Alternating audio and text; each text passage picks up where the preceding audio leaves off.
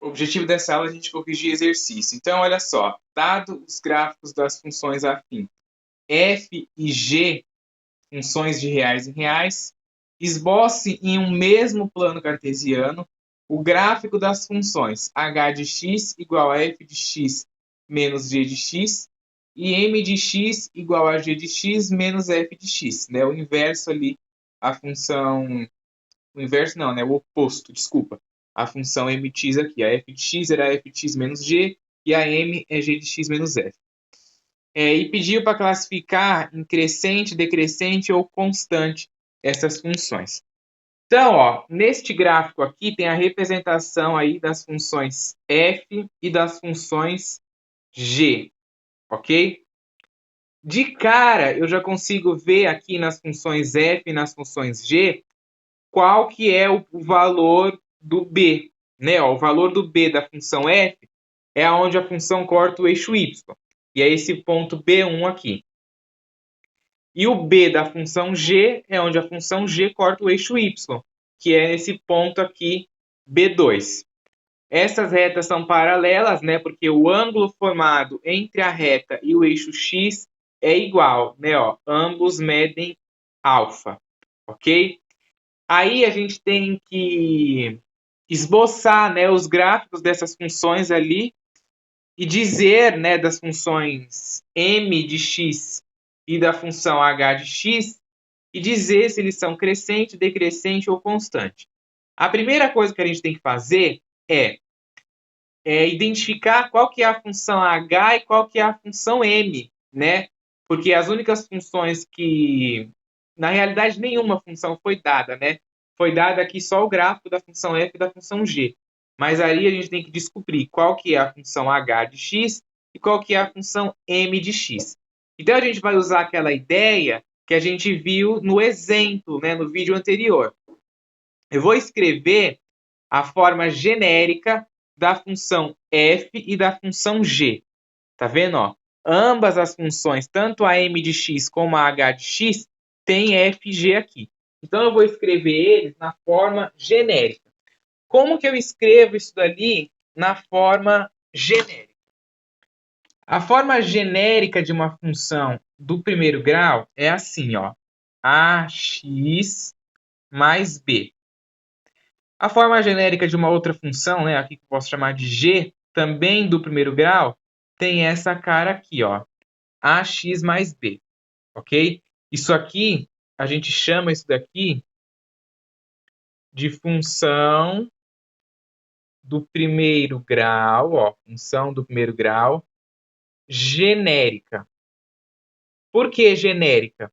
Porque não tem número, né? Não tem o valor do A nem tem o valor do B. Tem só a forma dela elementar genericamente, ok? Então aqui, ó, eu sei que o valor do meu B, tanto na função f quanto na função g, o B é o valor onde a função corta o eixo y. Eu não tenho qual que é a função f nem qual que é a função g, mas eu tenho o gráfico delas. E eu vi aqui, ó, que a função f corta o eixo y no ponto B1 e a função g corta no ponto B2. Então aqui, ó, a minha função f vai ser do tipo ax mais B1, né, ó, porque na função f ela corta o eixo y no ponto B1, então o valor do b é B1. E na g de x é ax mais B2, porque na função g aqui, ó, ela corta o eixo y no ponto B2.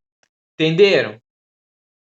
Aí, eu escrevi aqui, ó, temos f de x igual a x mais B1 e g de x igual a x mais B2, substituindo pelos valores que deu aqui no gráfico, né, o valor do b na forma genérica. Aí a gente vai fazer aquele esquema da substituição, ok? A gente vai fazer aquele esquema da substituição que a gente viu no vídeo anterior.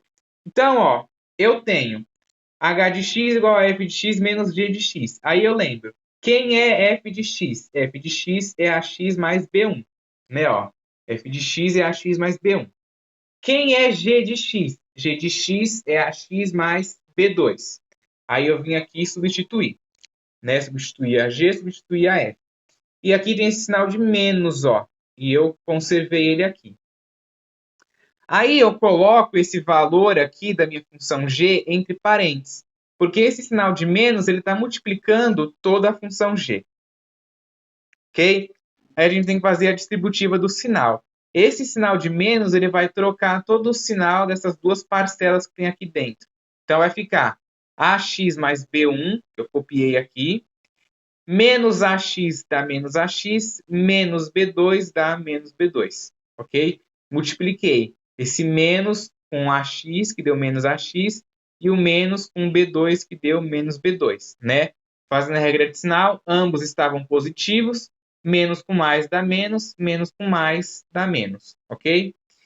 E aí isso aqui se transforma numa equação onde eu posso simplificar os termos, né? Ó, eu posso cancelar esse ax com este menos ax. E só me sobra quem? B1 menos B2, né? Ó, B1 menos o B2. Ok? Então, eu já tenho aqui o valor da minha função h. E se você ver, né, se você observar, voltando aqui para a forma genérica da função, a gente tem o coeficiente que acompanha o x e esse b é o termo independente.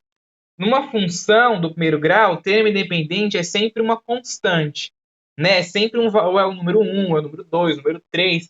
Sei lá, a função f de x igual a 2x mais 2, por exemplo.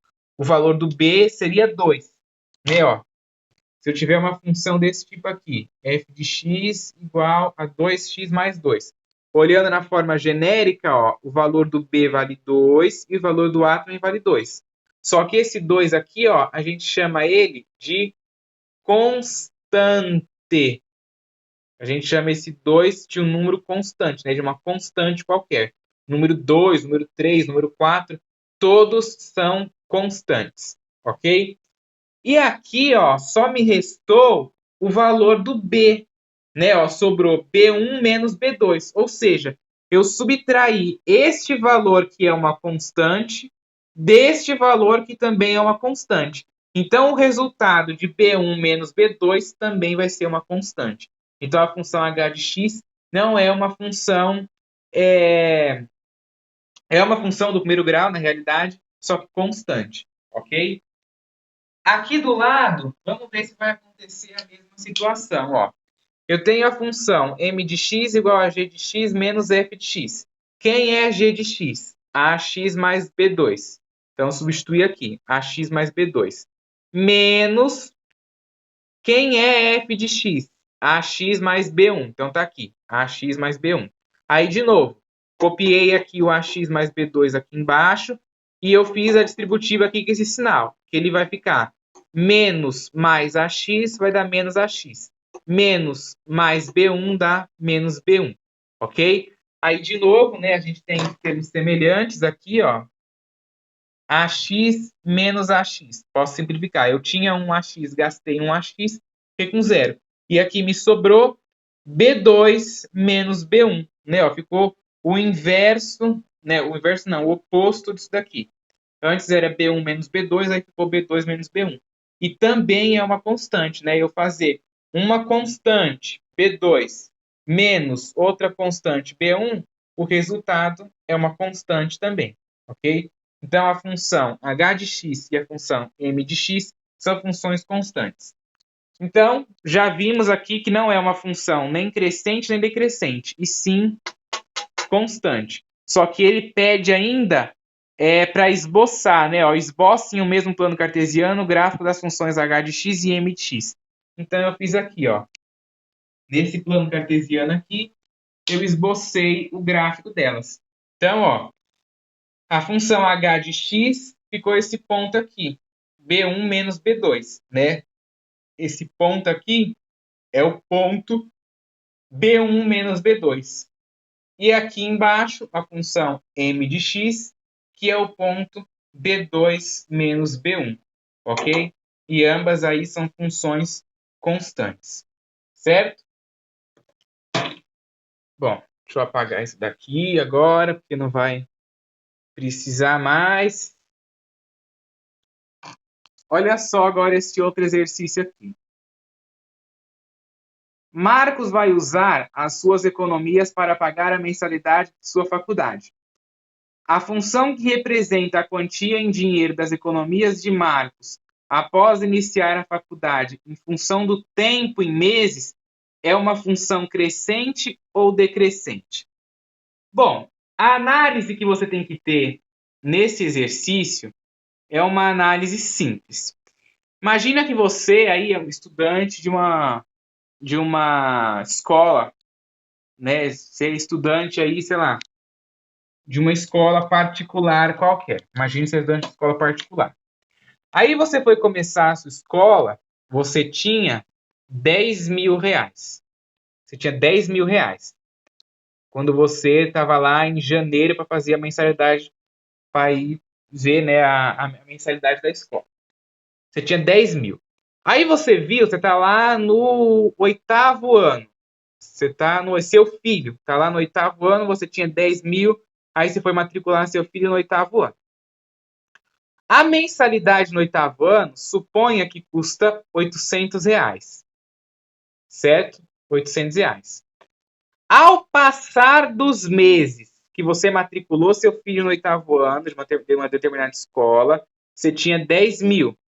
Aí, depois que você matriculou ele, você pagou a primeira mensalidade. Então, ficou 10 mil menos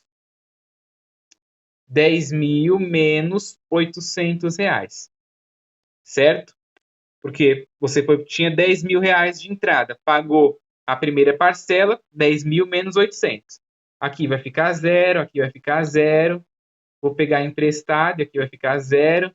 Pegar emprestado também vai ficar 9 e aqui vai ficar 10. 8 para chegar no 10, 2. E aqui sobrou só o 0, né? E o 9. Então ficou R$ 9.200. A partir do momento que você pagou a primeira prestação, ficou R$ 9.200 de um total de 10 mil que você tinha. Então, conforme você vai pagando, né, a mensalidade dessa escola, o seu dinheiro vai diminuindo. Você tinha 10 mil, você ficou com 9.200, depois 9.200 menos 800 de novo, ó, vai ficar, pega emprestado, 8, 9, 10, 11, 12, vai ficar 4, e aqui vai ficar 8, 8.400, e por aí vai.